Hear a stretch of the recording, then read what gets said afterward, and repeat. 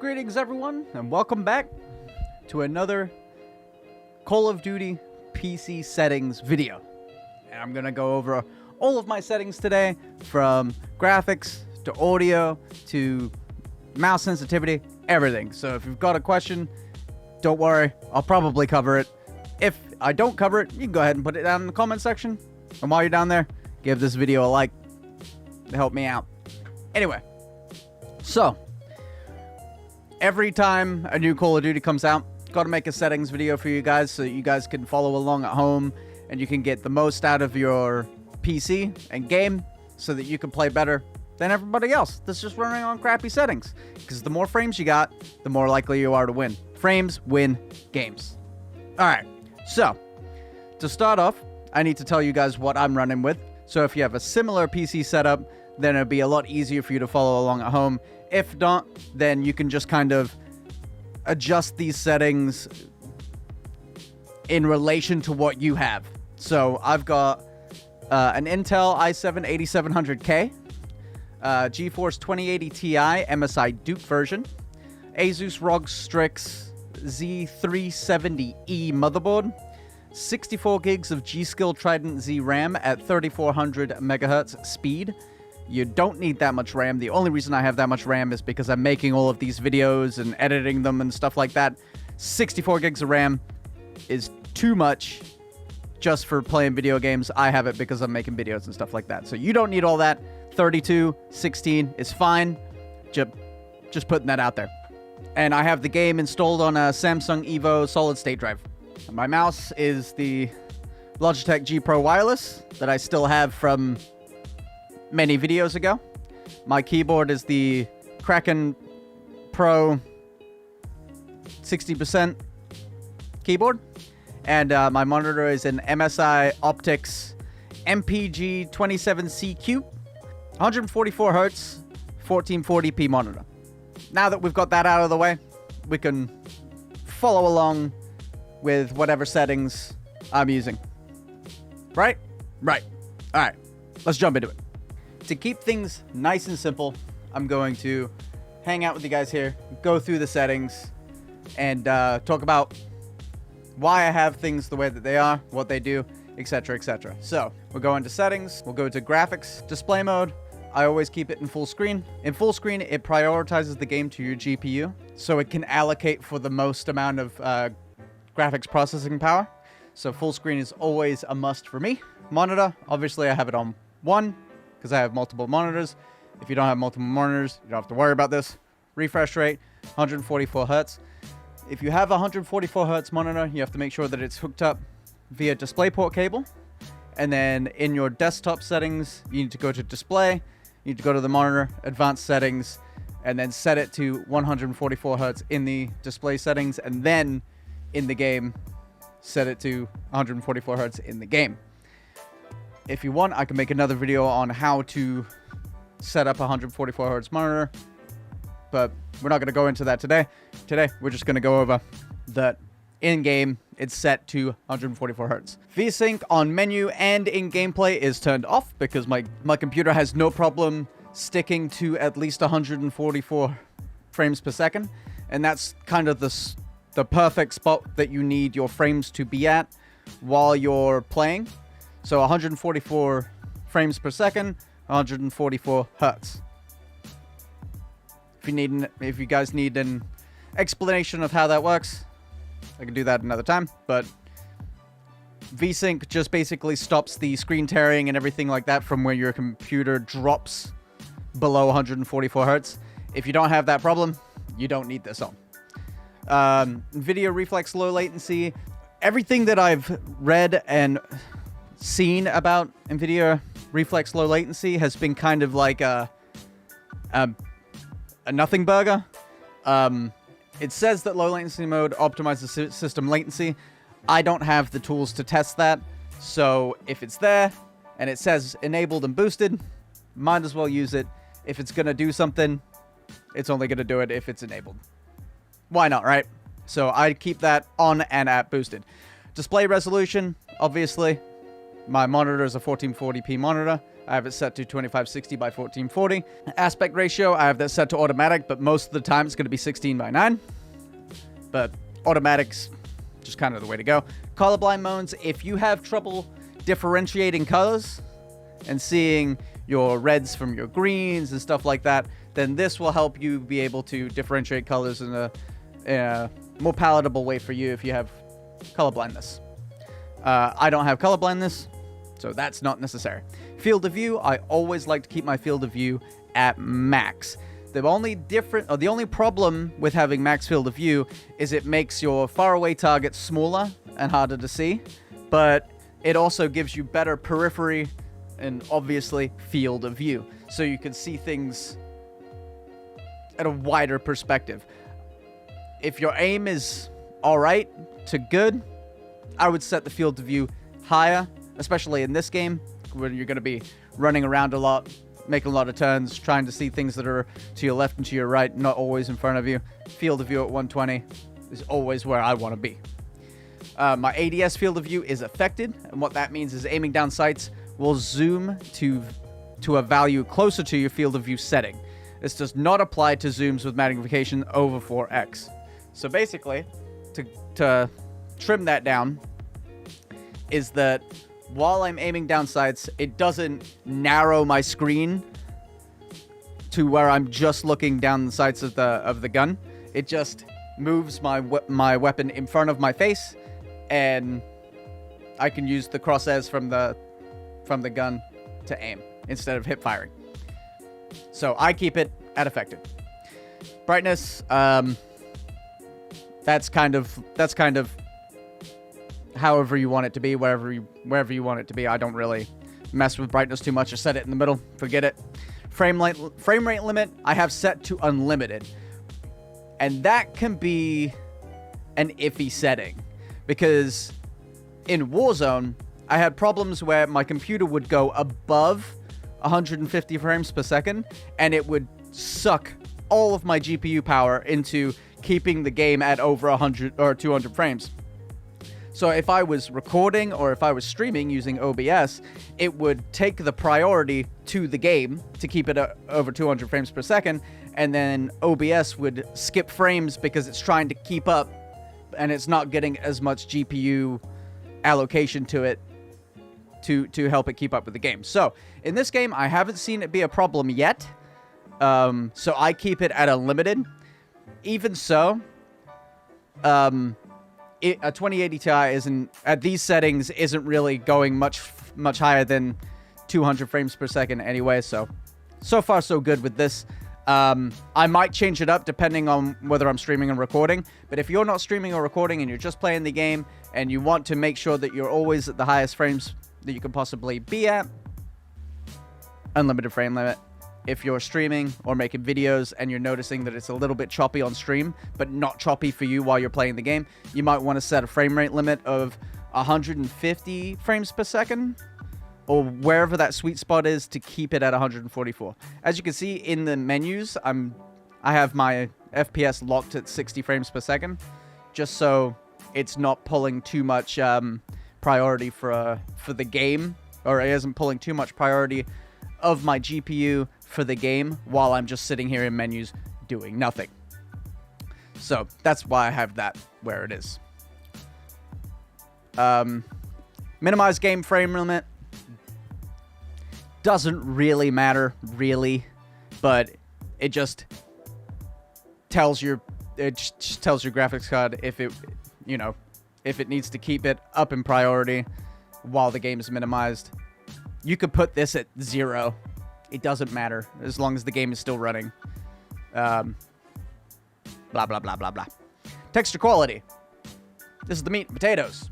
Now, right now, and what I love about these last two Call of Duty games is it has a VRAM usage bar down here. And it tells you how much VRAM the game is asking for to produce these quality settings while you're in game. And I like this a lot because I can set my graphics higher so I have better fidelity and I have, cleaner, crisper edges so I can see things better without going over my VRAM usage allocation and dropping a crap ton of frames. That being said, I know I have a lot of room for my VRAM right here, but I like to keep it at medium anyway, just because I don't want to drop below 144 frames per second. I want to keep it at that sweet spot or just a little bit over it so that I'm always having a really smooth gameplay experience. Model quality, same thing, medium to high. It, as you can see here, doesn't really affect it too much. Like, the small details you can see here are a little bit different, but as long as the edges and the outlines are clearly defined, for me, I don't care. So, medium, perfect. HD game textures and models, you could download these to add ultra to super high, ultra omega quality textures and models. I don't care about that crap. You might care about that stuff. I don't. But if you want it, there it is. Special effects quality. I like these on high. And the reason I like these on high is because the lower the setting is for special effects, the more jagged edges the special effects has, and it could be harder to see through because it's more pixelated. So I put these on high so that it's easier to see through them. So if, like, an explosion goes off and there's an enemy standing behind that explosion, I can see that enemy faster because the effects don't have jagged lines or anything like that on it. That's why I keep that at high. Does it really matter if it's on high or if it's on low? Not really. Unless you're looking for the best looking gameplay experience. Best looking is obviously going to be on high. If you're having trouble staying at that nice sweet spot of frames per second, then you might want to put it at low because it'll ask less of your GPU. Screen space reflection. This is questionable.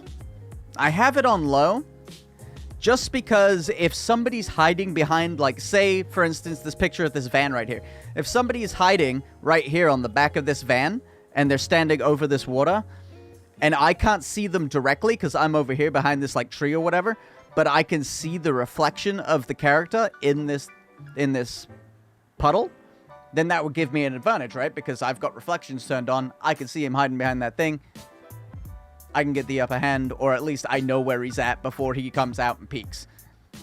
Don't need it on. If you're having trouble staying at a good frame rate, you might want to turn it off. I have it on just so I have the advantage of being able to look into reflections to see other players. Object view distance high. Doesn't matter what graphics card you have. Always try to keep this on high. Always. These maps, some of these maps are really small, but there's a lot of them that are needlessly large, and you want to be able to see as far as you possibly can while you're playing the game. I keep that on high. Always. Doesn't matter what's going on. I would even, if I was going to be playing on my laptop up here, I would put it on high on my laptop too, just because I want to be able to see everything. So that's on high. Shadow and lighting. Volumetric lighting. Affects the quality of sunbeams and light beam effects. This doesn't really matter. You can have this set to low, medium, high, whatever you want it at. If you find yourself easily distracted by sunbeams and light effects, turn them to low. You might get some extra frames out of it, but it doesn't really matter. Set it to medium, set it to low. Go to town. Shadow quality, ultra. The reason I have it on ultra is, as you can see here in this box, if it's set to the lowest setting, the shadows are really jagged and defined, right? But if you have it set to ultra, they're more feathered towards the edges, and it makes it easier to see things passing through, things moving around corners that have a light pointed down on them. I think this is good for me and my gameplay. I think it's good for the ways my eyes work. I like to be able to see things moving around in my periphery, whether it be a shadow, a reflection, or another player. So I keep this on high. Dynamic shadows all. See here, if you turn dynamic shadows off, The enemy player doesn't have a shadow at all. So how are you going to see him come around a corner if he's got a shadow? With this turned off, you're not going to. On high, there it is. Sitting there, it's being cast on the side of the couch right there. Dynamic shadows. 10 out of 10 for me. Special effect shadows. This is highly unnecessary. I have it on purely just for aesthetics. You don't need it on at all. If you want more frames, turn special effect shadows off. Weapon shadow. Questionable if it's necessary at all. The only reason I have it on is for higher quality recordings and stuff like that, so it looks neat when people are watching me play the game. So weapon shadows, you can turn it off. You'll probably get a couple of frames per second out of it. They're completely unnecessary. I just have them on because they look neat and it makes the game look better while people are watching my stream. Ray tracing on any level. All three of these settings off. Ray tracing absolutely munches performance. Looks really cool, but not good for a competitive game whatsoever. If you're playing player versus player against another person, this shit makes absolutely no difference if it's on or off, besides that you'll go from 200 frames per second down to like 40 or 50 frames per second. If you have a ray tracing graphics card, that is. If you don't have a ray tracing graphics card, this won't pop up for you. It doesn't effing matter. But yeah, ray tracing always off in competitive games, no matter what anybody tells you. Don't do it. DLSS. Now, this is NVIDIA's Deep Learn Super Sampling. Hopefully I got that right. And what it does is it basically sets it so if you have it at, if you have the game at 1440p, and the game is experiencing lower than optimal frames per second, it will lower your resolution and then fill in all of the pixels that aren't populated with deep learning. Now, I have this on balance because I don't necessarily need it on at all because I keep really good frames with it off. But if I'm going to extract any performance for my game that I can get, I'm going to get it, right? If it gives me performance, I want it. So I put it on balanced. I don't want it on quality because I don't want it to suck down frames. I don't have it off because I don't want my resolution settings to suck down frames per second. So I have it on balanced so that the GPU can kind of figure it out on its own. Where is the best place for it to put it?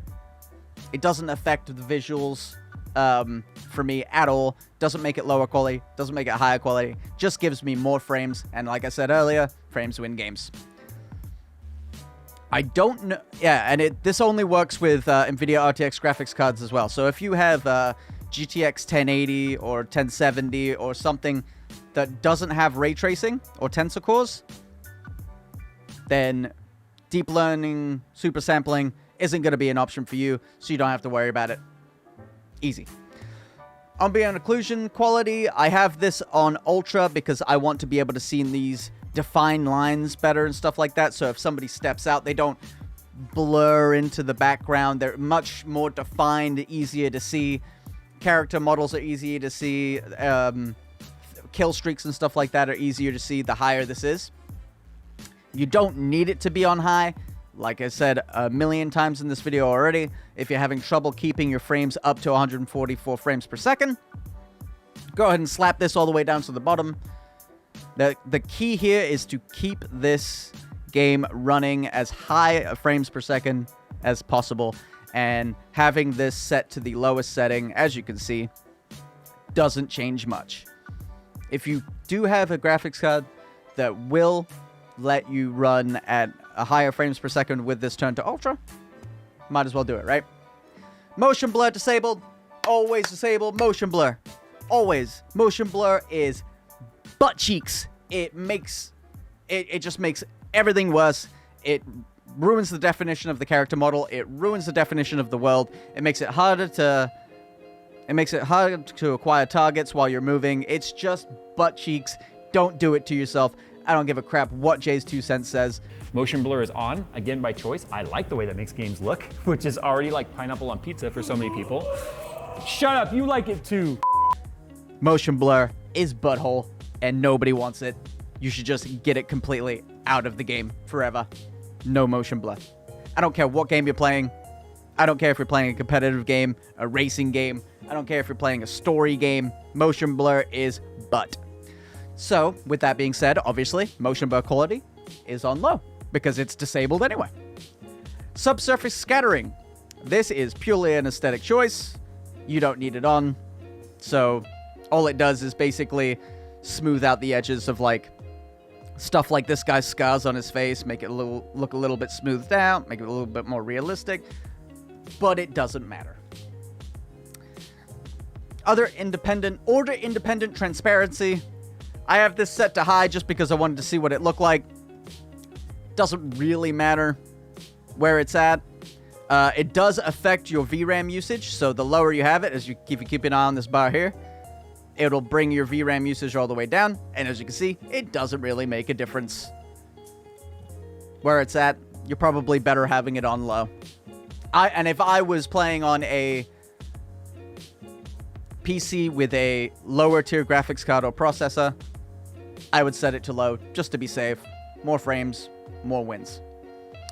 VRAM usage target, I set that at 90% just because I don't give a duck. I've got 12 gigabytes of VRAM on this freaking or 11 gigabytes of VRAM on this graphics card. Might as well let it have the target as high as it wants to be. It's not going to reach that anyway, so why does it matter? Display gamma. This is the left at default. sRGB. If you're using a computer monitor or a gaming monitor, you want it set to sRGB anyway. If you're using a TV for whatever horrible reason you're using a television, first of all, stop it. Don't do that. Second of all, if you're using a TV, you want to use RAC.709. But sRGB is where you're at if you're on a computer monitor or gaming monitor. Display adapter, this is basically just my graphics card, so they're both the same. Auto select is fine unless you have two graphics cards on your computer for some reason. I do know people that have two graphics cards for different applications or whatever, or if they're using dual SLI because they're a baller and they can afford two graphics cards, more power to them. But I'm not running two graphics cards. Auto detect's fine. There's only one in there. Simple as that. Audio. Mute sound. Not muted. Duh. Master volume at 100. Duh. I want to be able to hear everything that's happening. Music volume, I have it set to 0 because I don't give a crap about lobby music or any of that other stuff. I don't really give a crap about it in any music in general, in any video game. Doesn't matter to me. Doesn't affect how I play. So screw it. Set it to 0. Sound effects volume, I want at 100. I want, if someone throws a frickin' smoke at one side of the map and I have a chance of hearing it, I want to hear it. Dialogue volume, this, I guess, is whatever. If you find yourself easily distracted by the voiceover in-game, like when somebody calls a UAV or something like that, you can turn this down and turn subtitles on. So at the bottom of the screen, it'll just tell you in text what happened. I keep it at 100 just so if the enemy puts up a counter UAV, or they put up a UAV, or there's a chopper gunner in the air, I know because somebody told me. Cinematics volume, doesn't matter for me where this is at because I don't watch any cinematics. So I haven't messed with it. Audio presets, Treyarch mix, haven't messed with it. I like the hit marker sound effects. Some people don't. Enabled. Voice chat. Now these are all whatever. I have mine disabled because I don't want kids flying into my gaming or my game lobbies, saying the gamer word all the time and getting my videos demonetized or my Twitch channel banned. So I keep voice chat off and I just use Discord if I want to talk to people. So this is all disabled anyway. Mute game when minimized, disabled. Oh. I probably want to disable that later on. Interface, we're having skip introduction movie. Obviously, I want my crosshairs shown. Without crosshairs, how are you going to know where your freaking gun's pointed so you can hit stuff? Whatever. Hit marker visuals on. Damage space hit markers on. This only makes a difference if you're hitting them in the head or in the chest. It'll be white in the chest. It'll be red on the head. I like it because I know if I got a headshot and the dude didn't die immediately, I have something to complain about because I hit him in the head. And he should have died. Enemy health bars shown. I like to know how much health he's got. Pretty simple. Player names, full name. You can set it to basically a dot or their full name. This doesn't really matter. Personal preference. I keep the full name on just because some people in this game have really funny names and they make me laugh. Horizontal compass. I haven't really messed with that. This is just where it's at. The compass is meh for multiplayer. Like in Warzone and stuff like that, I like it. But for multiplayer, I never use it. Floating damage numbers enabled. I like that's only for zombies anyway. So, and I haven't played zombies yet. Please no flame. I'm not really into zombies. I'll probably give it a try sooner or later. But as for right now, none of this stuff matters for me. FPS counter shown. I like to have my FPS counter up here at the top. My server latency, my packet loss, my GPU temperature, my GPU and CPU time. Now, this is important. Your CPU and GPU time up here is important because whichever one has the highest number in milliseconds is where you're being bottlenecked. Right now, I'm in a menu. This doesn't really matter too much because my frames are being limited by me. I have told my menu to be at 60 frames per second. That's why my CPU time is up and my GPU time is down. But when I go into game and the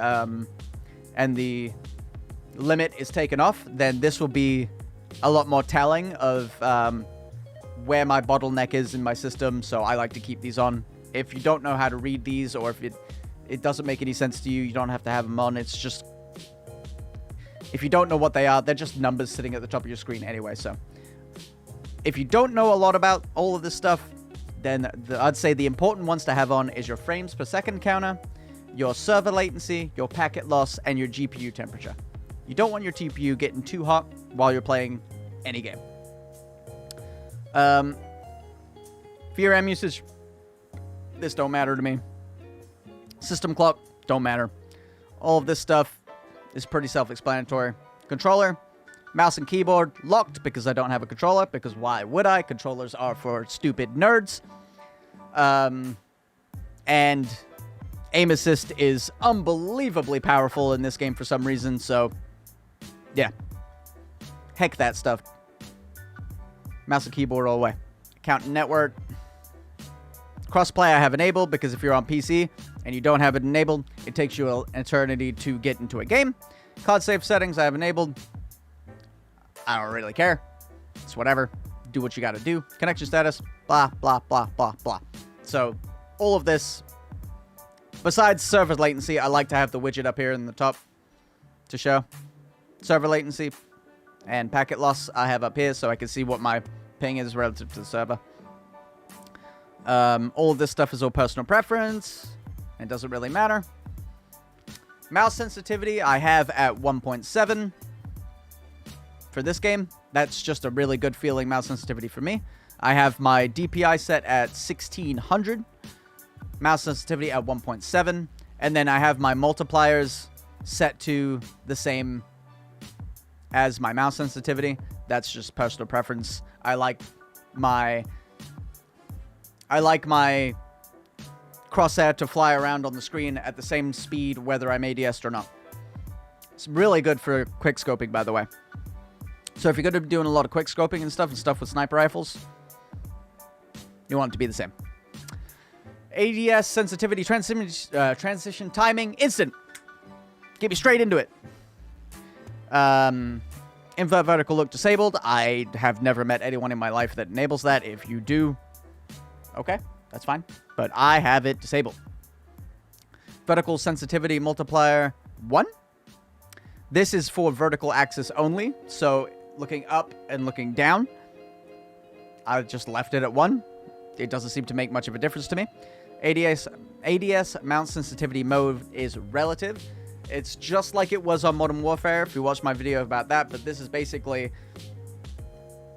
setting your ADS sensitivity to be specific to the monitor distance coefficient. So basically, it knows the size of your monitor, and it knows the resolution of your monitor, and it can set your ADS sensitivity based on the size and resolution of your monitor. I like it. I think it's a pretty cool feature. I have it set to relative. Poggers. Monitor distance coefficient, I have it set to 1.33. That's the same as it was in Modern Warfare for me, and it seems to be working really well. Mouse acceleration, frickin' 0. I don't want it to be anything over 0. I don't want it to feel... I don't want them to do anything to my mouse. I don't want them to do anything to my pointer. I don't want them to make it accelerate or decelerate. Nothing like that.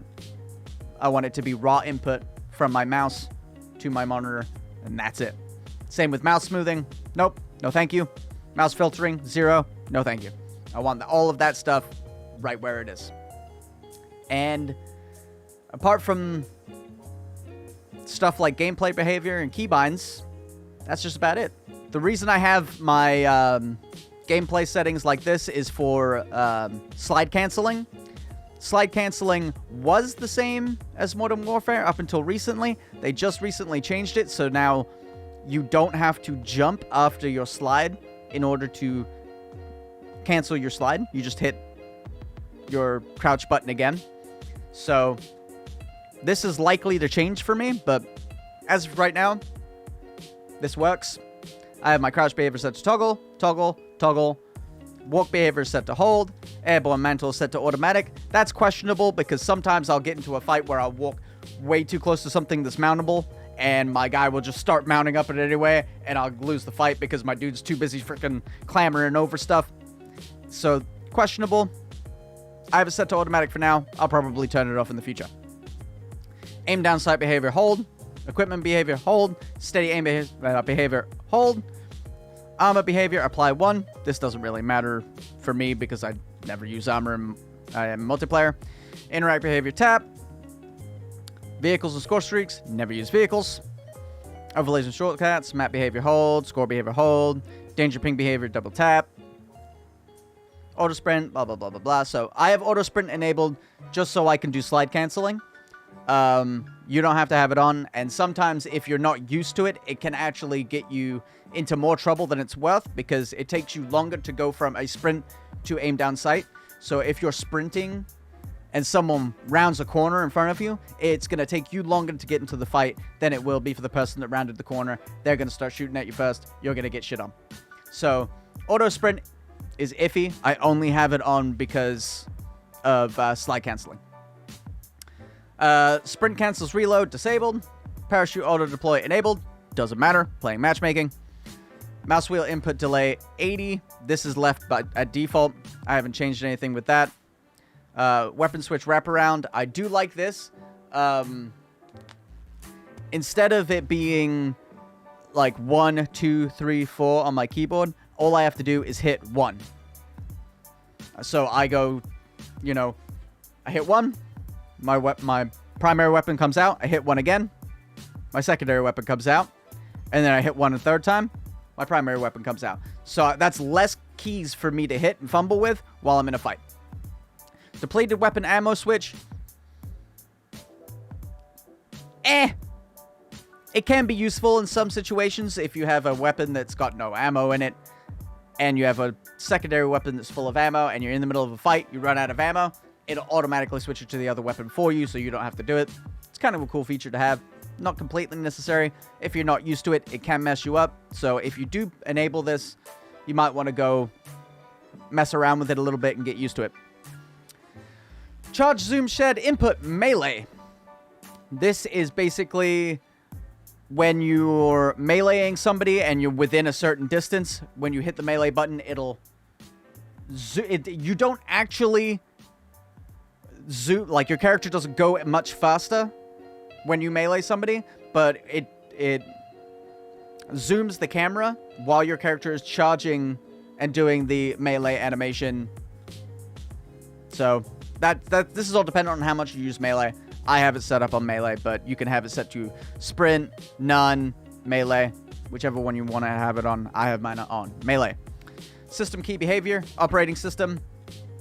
System key opens, operating system is system key opens the system taskbar and also minimizes the game if you're using full screen display mode. So basically system key is the Windows key on your keyboard. You can have it set to where the game knows that you don't want to open up your system or your system menu when you hit the Windows key. But my keyboard, all I have to do is hold function and tap the Windows key, and that doesn't happen anymore. So This is all based on whether you have a keyboard that allows you to disable your Windows key or not. If you don't have a keyboard that allows you to disable your Windows key, this is a pretty good feature because I don't know how many times I've forgotten to disable my Windows key and I've been in the middle of the fight and accidentally hit my Windows key and been completely screwed. So, pretty good. Game, operating system, set it to game, forget about it, you don't have to do nothing. My keybinds are relative. Your keybinds may vary. It's wherever you're comfortable. So if you want to copy my keybinds, go ahead. And then you can just kind of like go into a training match and kind of get used to them. But they're not much different than default. So basically all of my movement keys are default. Jump is default. Crouch and slide I have set to left control. Prone is C. Sprint, steady aim is shift. And walk is left alt. Fire is left click. Aim down sights is right click. Reload is R. Previous weapon 1. Next weapon 2. But I have it set to wrap around, so 1, 1, 1, 1, 1, 1, 1. Doesn't matter. These don't matter. Lethal equipment is G, just from other games that I've played, and G stands for grade to me, so I just use G. Tactical equipment is Q. Field upgrade is X. Melee I have set to mouse button 4. Interact is E. Ping location marker is Z or middle mouse. I use middle mouse because Z is just in a really awkward position for me anyway. Call for help is B. Never use that because I don't want none of y'all nerds' help. And basically you guys can go down the list and kind of see what you want to copy and what you don't want to copy. Most of this is all set to default anyway, so you won't have to copy a lot of it. See? And that's that. So, if you enjoyed today's video, go ahead and slap a like on it. If you want more videos like this, or you want more Call of Duty content, or you want more content in general, go ahead and give me a subscription. Your subscription really helps me out a lot. It makes it so I don't have to keep making videos that please the algorithm to get growth. So if you subscribe and you watch videos, that really helps me out a lot. And I'd really appreciate your subscription. I hope I earned it. I want you guys to have a fantastic day or night and a Merry Christmas. If I don't see you, check back in for more videos later on. Mwah. Have a great day. Hey, it's me. It's been a while. This is about sending you a look. Can you do a close-up for me? I'm dead! Thanks, Hanzo! Dang it!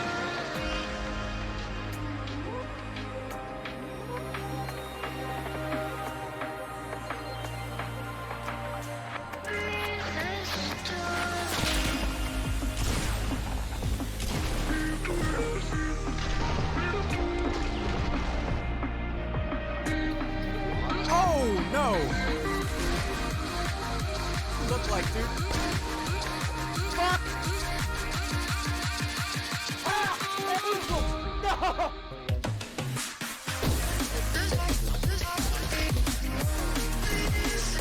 Johnny? Get up there! Touch that! Oh! On the back and see it from behind. This way. Fucking mouth. Watch out, Nismo!